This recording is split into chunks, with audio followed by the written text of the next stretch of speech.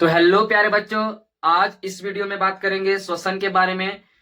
Respiration की हम लोग सांस लेते हैं तो ये क्या होता है। आज दिन तक आप लोग क्या सीखे हैं कि सांस लेना क्या होता है, इससे आगे की प्रोसेस क्या होती है हमारे शरीर में। तो चलिए हम लोग देखते हैं। जैसे मान लीजिए आपका ये रेस्पायरेशन, रेस्पायरेशन इसे बोलते हैं क्या, श्वसन।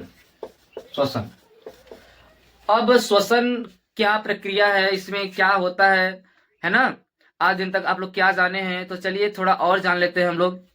देखिए जो श्वसन होता है, इसमें क्या होता है कि यह विधि ऐसी विधि है जिसमें मान लो भोजन को ले रहे हैं, क्या कर रहे हैं, भोजन को ले रहे हैं शरीर में। तो भोजन को क्या करता है, ब्रेक डाउन करके हमारे शरीर को ऊर्जा प्रदान करता है। सांस लेना ही श्वसन नहीं कहलाता है ना।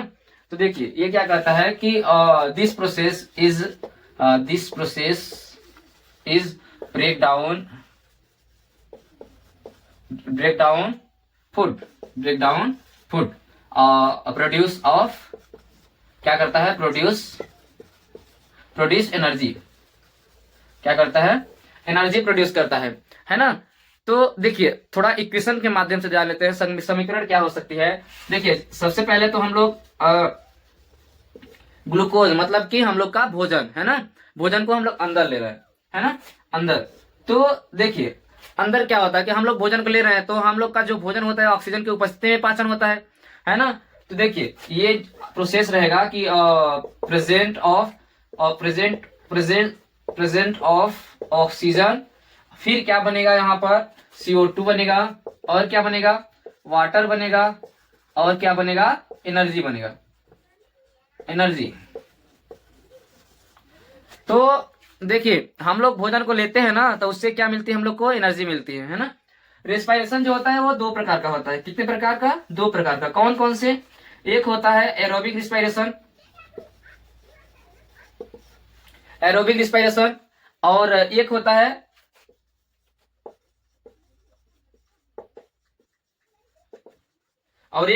Anaerobic, anaerobic respiration. हिंदी में बोले तो एक होता है वायुवी श्वसन, और दूसरा क्या होता है, अवायुवी श्वसन।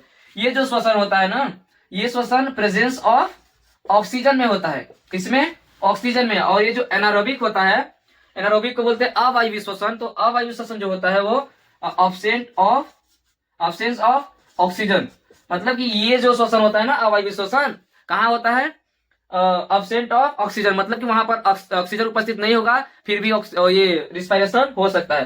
तो जनरली देखा जाता है कि जो ये एनारोबिक होता है ये सबसे ज्यादा ईस्ट में होता है। किसमें, ईस्ट में। जो ईस्ट होता है ना, ये बिना ऑक्सीजन की उपस्थिति में अपना पाचन कर सकता है, भोजन का ब्रेकडाउन कर सकता है और एनर्जी प्राप्त कर सकता है ना।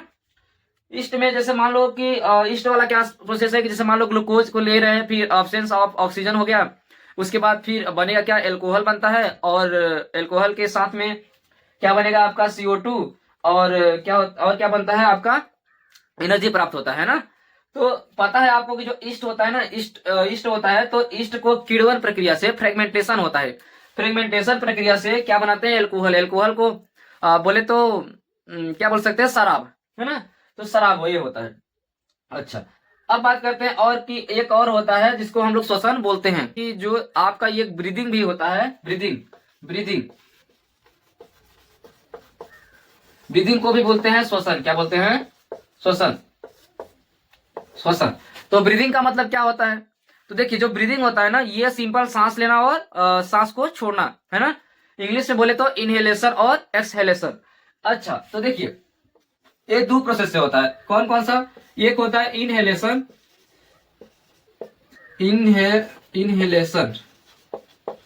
इनहेलेशन होता है, और एक क्या होता है, एक्सहेलेशन होता है। इसे बोलते हैं अंतः श्वसन, इसे बोलते हैं उच्छ्वसन, है ना। तो देखिए इनहेलेशन जो होता है वो सांस को अंदर लेना, है ना, सांस को अंदर लेना। अब सांस को जब अंदर लेते हैं तो हम लोग इसमें कितना % ऑक्सीजन लेते हैं, कितना % कार्बन डाइऑक्साइड लेते हैं, और कितना % नाइट्रोजन गैस लेते हैं, है ना। और एक्सेलेशन का मतलब होता है उच्छ्वसन, सांस को बाहर छोड़ना। तो देखिए आपका जो इनहेलेशन होता है ना, इसमें जो है ऑक्सीजन, क्या ऑक्सीजन का होता है O2, सूत्र होता है O2, है ना। तो ऑक्सीजन हम लोग ले रहे हैं, तो ऑक्सीजन कितना परसेंट लेते हैं, तो हम लोग ऑक्सीजन लेते हैं 21%। अच्छा, और हम लोग नाइट्रोजन गैस कितना लेते हैं, तो नाइट्रोजन गैस लेते हैं 78%। और CO2 कितना लेते हैं, तो 0.003 इतना हो सकता है। अच्छा, और इनहेलेशन सॉरी एक्सहेलेशन में कितना परसेंट लेते हैं, O2 ऑक्सीजन, सॉरी ये लेते नहीं है, छोड़ते हैं। एक्सहेलेशन मतलब होता है छोड़ना, है ना, सांस को छोड़ना। तो कितना परसेंट ऑक्सीजन छोड़ते हैं, 70%। और आपका नाइट्रोजन कितना हो, नाइट्रोजन 78%, सेम 78% ले रहे हैं, 78% छोड़ दे रहे हैं, है ना। और CO2 कितना छोड़ते हैं हम लोग, CO2, तो CO2 कितना छोड़ते हैं, वही सेम नहीं, कुछ ज्यादा होता है इसका, मान लो 4%। कितना होता है, 4%, क्योंकि छोड़ रहे हैं ना, तभी तो बोलते हैं कि कार्बन डाइऑक्साइड हम लोग छोड़ रहे हैं। लेकिन वास्तव में क्या होता है कि हम लोग कार्बन डाइऑक्साइड को ज्यादा नहीं छोड़ते, सबसे ज्यादा छोड़ते हैं ये नाइट्रोजन और ऑक्सीजन, है ना। तो जो हम लोग ले रहे हैं, तो उसमें क्या होता है 21% ऑक्सीजन लेते हैं, और जब छोड़ते हैं तो 17% छोड़ते हैं। कितना, 17% छोड़ते हैं, है ना। हाँ, तो देखिए क्या होता है कि इनहेलेशन में, किसमें, इनहेलेशन में आपको पता है कि जो आपका ये लंग्स होता है, लंग्स मतलब फेफड़ा से ही हम लोग सांस लेते हैं, है ना।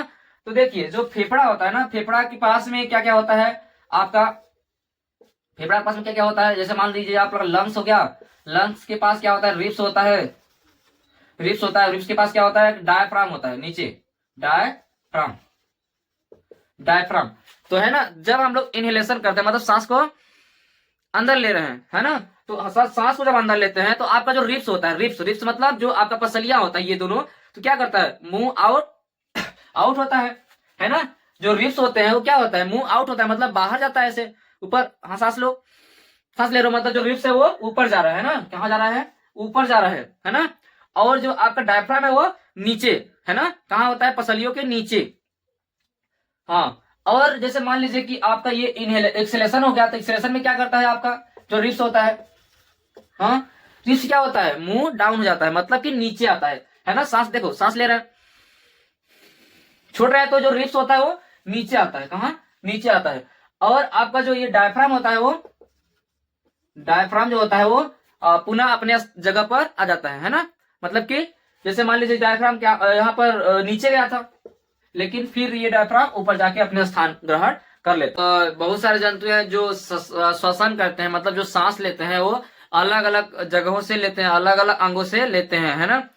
तो जैसे कुछ जंतुओं का नाम, जैसे मान लीजिए स्तनधारी, है ना। ऐसे जंतु जो अपने मतलब अपने क्या बोलते हैं, सकते हैं, संतान को क्या करते हैं, वो दूध पिलाते हैं, है ना। तो ऐसे, तो इसे क्या बोल सकते हैं, स्तनधारी, और स्तनधारी को ये बोल सकते हैं मेमल्स बोल सकते हैं, है ना। क्या बोल सकते हैं, मेमल्स। तो मेमल्स होते हैं वो क्या करते हैं, सांस कैसे लेते हैं, फेफड़े से लेते हैं, है ना, कैसे, फेफड़े से लेते हैं। और जो मछलियां होती हैं, ये मछलियां सांस कैसे लेते हैं, गिल्स से, है ना। गिल्स मतलब गलफड़ जो होता है, गलफड़ उर्दू शब्द है, इसे बोलते हैं गिल्स। जो उसके मछलियों के जो आसपास गलफड़ होते हैं, तो उसमें से वो लोग सांस लेते हैं। जो मेढक होता है, मेढक किससे सांस लेता है, त्वचा से, किससे, त्वचा से। तो मेढक तो तीनों से ले सकता है, तीनों से। जैसे मान लीजिए जब टैडपोल में रहेगा तो गिल से सांस लेता है ना। तो चलिए आज के लिए इतना ही, धन्यवाद।